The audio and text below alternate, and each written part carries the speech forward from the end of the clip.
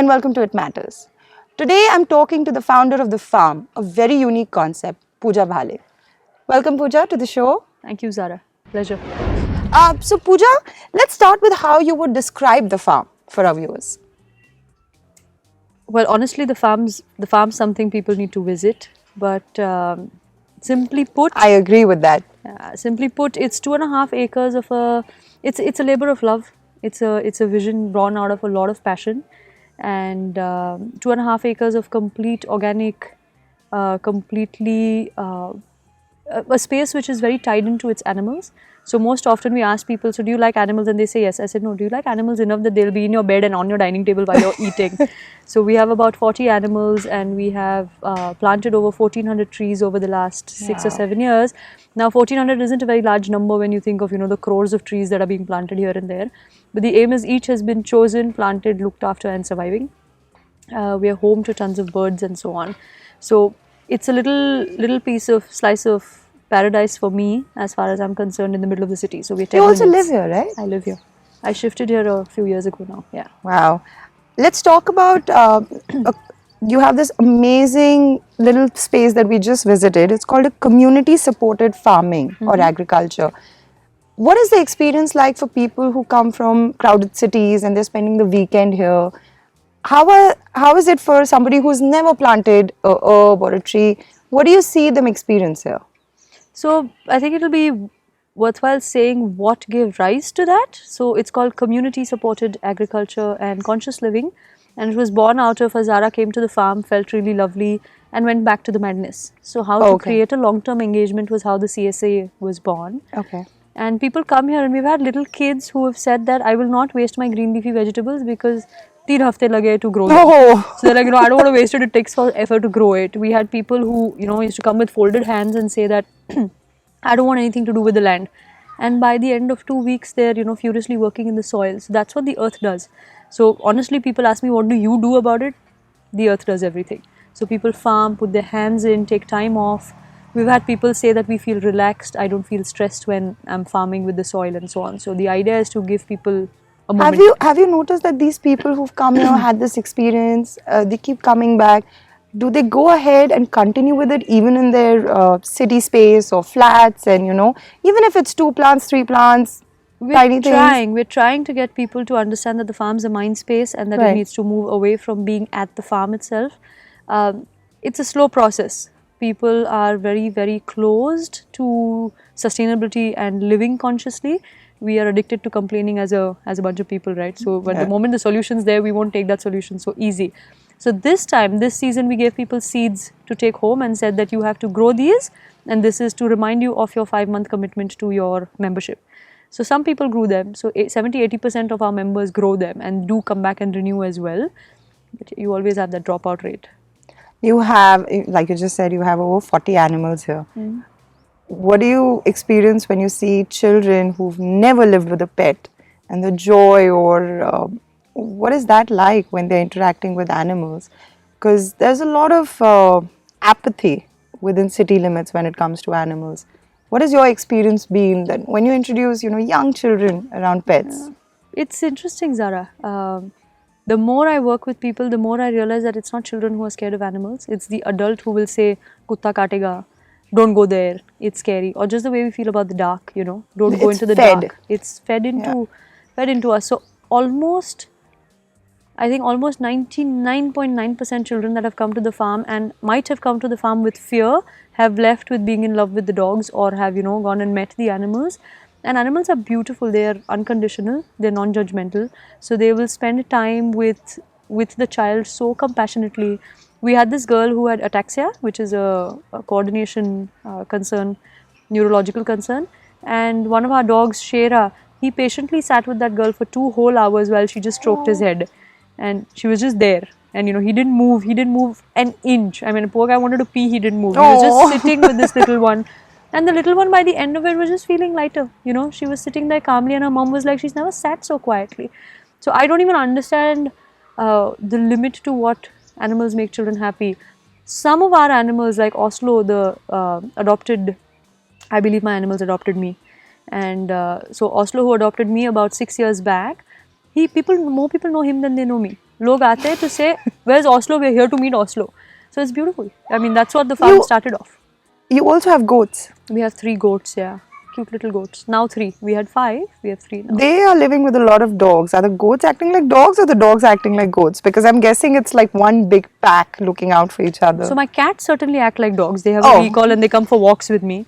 So we have 29 cats, give or take between 25 to 29 There's a cats lot of at the farm. adaptation going on because I saw some of the animals and they're so happy and cohesive. There's absolutely no, I don't see the friction. And that's how I think humans are as well. We are animals. I have been walking around, there's no friction no matter what. And I love the space you created. What are these some other events that you hold or programs that you hold that are more weekend based or half an hour based? What are the different type of programs that people can be involved in? So we have something that we commit to every 15 days is the new moon meditations and the full moon meditations. Okay. So the organization, the parent organization of the farm works in spiritual ecology. Okay. So the aim is what is within is without. So we work with the full moon and the new moon for meditations. We work with film screening. So we'll screen a short film for people to come out to the farm. Our idea is move away from concrete, loud spaces and come to a space like the farm to unwind. So those are the commitments we make with film screenings and the meditations. We also do stuff with day visits, night visits, overnight stays. So we have 4 cottages that people can stay with. So we have a lovely little tree house which is great fun for kids. They're like, whoa, I'm going to live in a tree house finally. Oh, I have to say, I've been noticing and I also read in a lot of the articles that are written about you, you have avoided buying new stuff. You have tried to reuse whatever was discarded by people. You've taken up stuff that was discarded by construction areas. Why is it so important for you to not go after material? In building such a safe space, you're still trying to keep away from all things material. So there's a concept called externalized cost, which is essentially any material has a cost associated behind it of production, manufacturing and of disposal. So our idea was to upcycle whatever has been thrown out, and it's crazy. I have a scrapyard of my own right now. Like I can start a scrapyard of myself, man. And everything. So 90% of the farm is built from things that people have thrown away, including chaddars that we get, including towels that we use. I just haven't bought. I've decided not to buy any new clothes off lately because people are throwing those away too. And the idea was simply to keep our externalized cost less. And I think the reason people feel the depth of the farm is because the earth responds. She responds to minimum destruction. So the farm's also created out of minimum destruction, but we have not destroyed externally either. You know, the larger carbon footprint is also very minimum. Well, there are a lot of people living here, but it doesn't feel like anybody's being invasive of the nature that they're around. It's almost like you and everybody living here is living according to the comfort of the trees, the bushes that are growing, the dogs that are running. It's a very I had peaceful. to train them. People come and ask me, "Ye chhad do kya? Ye nikal do kya? Just take this branch out. It's in my way." I said, "No, you change the road. The branch will not move. You figure out a way to move around that branch." So the staff has also started coming around and understanding that there's no way I can tell her that I'm cutting the tree because it's in my way. I'm going to have Just to figure another way out. Figure out a better way to do this. Can the cat get up, please? I want to sit. I said, no. You find a different place to sit. It's as simple as that. So you and I had this amazing conversation that's very important to me, where you talk about awareness. How would you define the kind of awareness you want people to feel, even if they're here for half an hour or an hour? What do you want them to take away, even if they don't make any changes back home? So, Protectera, the organization, has always believed that people do only as much as they're aware of. If we're not aware of our impact, if we're not aware of the choices that we have, we're not going to be able to make a change. It's unfair to ask somebody to make a change to what they don't know. Yeah. So the farm is born out of 3 visions of love, awareness and learning. So love for the self, because what is within is without. So if I'm waking up with a generally angry space of mind, I'm going to perceive the world as a pretty crappy place too. Yeah. So a love for the self, a love for the planet, an impact and an awareness about our impact on the planet, and a learning from each other, but a learning from her. So people's, one of the common questions that everybody asks me is, what do you gain from the farm? I said the biggest thing I've learned from the farm is unconditional love and patience. That's what the animals in the trees teach me every day. Patience and unconditional love. And if people can just take back a smile, literally it's that simple for me. If people can come here, forget what happened in the city from Chandni Chowk to where we are, that drive itself calms you down because it's a quiet road. And then once you enter the farm, if by the end of 15 minutes of being here you feel a little lighter, my job's done. It's as simple for me. It really is. I've been here for an hour and there is a different feel to it. You almost feel like everything that the baggage I was carrying is back there. I didn't bring it back here. The conversation of sustainable living, sensitization towards animals, there are so many more issues that we can go about. Where do you think we're lacking as a society, or where should we start? You've done this, but for people who can't make so many changes, what are the changes they can make or they can take back with them?